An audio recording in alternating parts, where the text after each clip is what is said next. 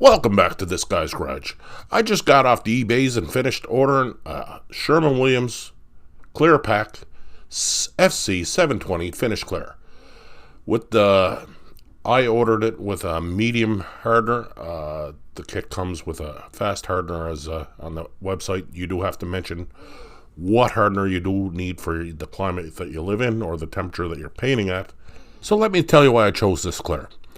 So it's a high solids clear urethane designed for overall refinishing. This Clearcoat works well in an air dry or force dry environment and provides excellent gloss, DOI leveling, blending, and buffing characteristics.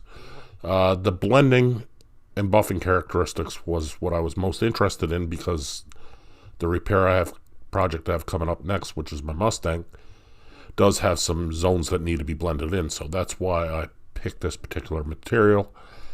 And I've always had good luck with Sherwin-Williams paint in the past. So I'm going to give this eBay Clearcoat pack a try, and I'm going to let you know what I think of it.